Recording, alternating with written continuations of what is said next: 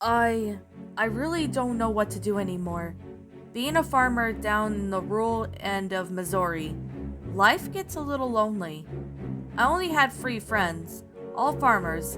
My wife died 10 years ago of a disease, and it's so hard to combat the loneliness alone. Income hasn't been great lately. Something has been attacking my livestock. They're the main source of income, and I've been only going in debt. I meet up with some of my friends at a local bar, the only place that really still runs in the dump of town. What do you mean killed? Asked Joseph. I really don't know what you're talking about, said Paul. Animals just don't die for no reason.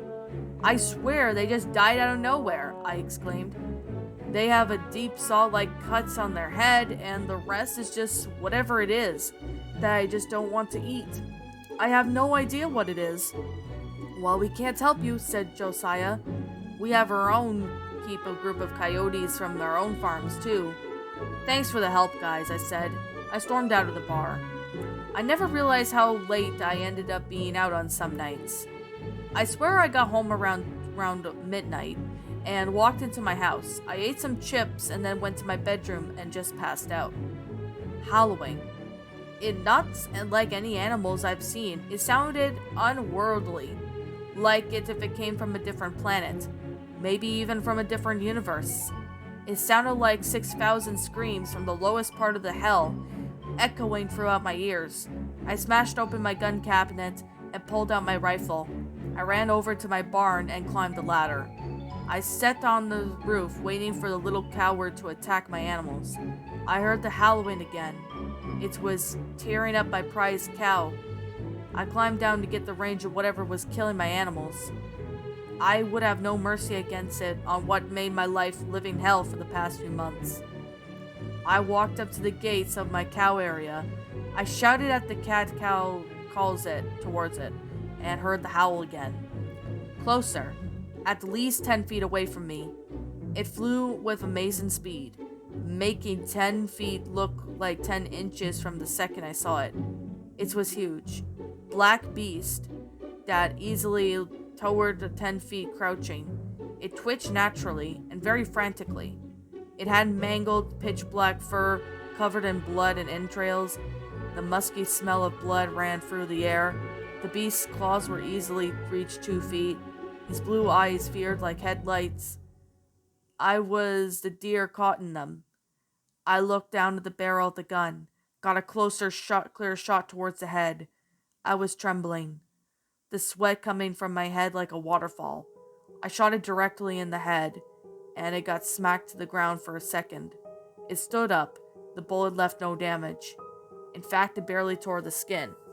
I looked in horror as a beast lunged at me. I ran as fast as I could. I was tackled and clawed across the face. I grabbed my gun 2 inches from me and shot it again at close range. I felt that the shell fell back down on me as the creature stared at me, unharmed and fully aware that I was trying to harm it. It took its gigantic palm and smashed my face in, then clawed it. The monster picked me up with its teeth, and I blacked out. I don't even know where I was at now. It was dark, and the smell of dead animals was intense. I saw multiple bloody carcasses on the floor, ranging from raccoons to foxes. I tried to stand up, but then looked down and saw a huge gaping hole in my side was visible. I couldn't describe how much pain I was in. Inches towards from, I thought that the light I saw was freedom, but I was deep in the woods. I had started to slide down the incline, and then the slide went from sort of just sliding down to the incline at 20 miles per hour. I slapped 3 feet away from my face and lay down on the ground in pain. I continued to slide. Then I heard the beast from hell's call again. It was close. This time, I was sure I was going to die. The creature hovered over me and just lifted me up and threw me against a tree. I slid trying to escape, but I was lifted up and thrown to the ground, then stomped on. I was praying for death, but the creature wouldn't let me go out that easily. The beast reached down and screamed something in my face. I watched in horror as 3 more monsters walked near me. I witnessed in fear as they howled. The more showed up. At least I know now there's not only one of those things. I tried to stand up and run, but as soon as I stood up, I was smacked in the back by one of the monsters. I was rolled over and stared in the eyes of the animals that had planned on to murder me. I stared into their eyes for brief seconds. The light flooded in my eyes. My god, the light was so bright. They took their sharp, 2 feet long claws and dug them into my eyes. I felt every single twitch and every push and tingle. I screamed, but then nothing happened. I felt absolutely nothing. I shouldn't have messed up with those things. I know I shouldn't have. My vision was restored, but I felt all the pain went back to me when I was alive. My body stung everywhere. I don't know how the people got the idea of clouds and golden gates and all that. Just a pitch black forest. There was nothing up here, only constant howls of the beasts in the distance. For those who met death, get prepared. It's just a hunting game. Welcome to hell. And that, my little pretties, was The Beast, a creepypasta written by GearsinMotion. My final thoughts on the story? Well, this is actually a pretty good interesting creepypasta in my opinion. I mean, this is basically about this farmer, working his usual job as always, and then all of a sudden something starts freaky happening when, his livestock was getting, eaten by whatever monster it is. So when that was the case, he ended up going to try to find out, what's the creatures making all that. Whatever this beast was, there's no really description on what the beast actually looked like. I have a feeling it might be maybe a werewolf or something. I really don't know, but you guys could probably figure out your own theories and, come up with your own thoughts on that because I like to hear what you guys have to say about it. Now, and the thing about this story is that the protagonist dies in the forest and wakes up and realizes he's in heaven. So, I mean, it's a pretty good fictional story, to be honest. Like, the thought of death is actually can be quite scary, even if it's in a gruesome death. So, yeah, there's definitely that. The story of its own self, I actually found it to be quite good. It's a really good creepypasta. It's very pretty good too. Like when I first saw this story, I honestly really enjoyed it. I thought this story was pretty good for what it is, especially with the concept. The grammar was good, as well as the sentence structuring and the storyline, so there's that. One thing I really have to say is that how come the other three farmers don't believe him if they've never seen the beast?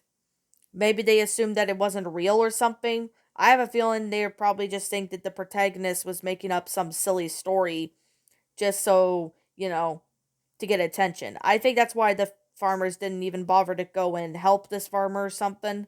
So, yeah. I mean, that's pretty obvious. But, yeah, we really don't get much information about this beast, although we did somewhat get information, but we don't really know what it actually is.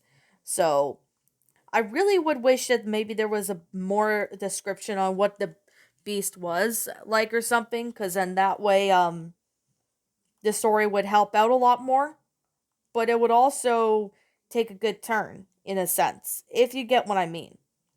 But anyways, with that being the case, that being said, I'm gonna sit here and say this.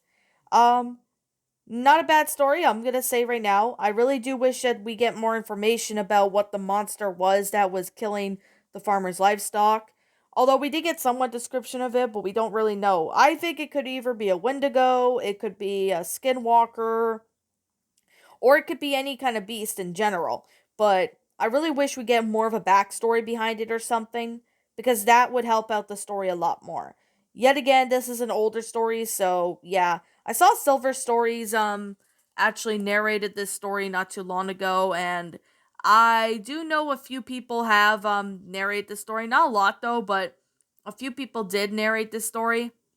So yeah, that's why I decided to go ahead and, read this story. So, overall, in my opinion, pretty good story. I really do wish that it was maybe get more information about what the monster actually looked like or something, or maybe we get, more description as to what the monster really is or something, because that would help out with the story a lot more, but that will also keep us, intact with the story. What I mean by that is, gets us more interested and more hooked on it. So, yeah, that's just me, but yeah. Like I'm going to say right now, this is simply my own personal opinion, and if you happen to disagree with me, that's fine too. We're all entitled to our own opinions in regards to these creepypastas, and this is simply my own personal thoughts. My final rating of the story would have to be I'm going to give this one a 9 out of 10. I'm giving it a 9 because of how well made the story was written, especially with the ending with the protagonist ends up, being waking up, find out that he died from the creatures. But I really do wish we got more of an information about the creature, about, what it is. I know it did say somewhat information to give us a little bit of hints to what the creature is, but I would like to hear more backstory about this creature. Well, I mean, we got a little bit of it, but not really much. But other than that, the story is actually pretty good. Anyways, what did you guys think about this story? Did you all enjoy it? Did you all not? Also, what we have done personally to help make this story a lot better? Feel free to leave me know what your thoughts are down in the comments below. I'm the Queen of Lions. Thank you so much for watching today's episode. And if you're brand new here to this channel, be sure to like, comment, and subscribe because I make brand new videos every single day. Don't forget to ring the notification bell to when I upload, so that way you guys will not miss an upload. And as always, please roll the outro because I'm out.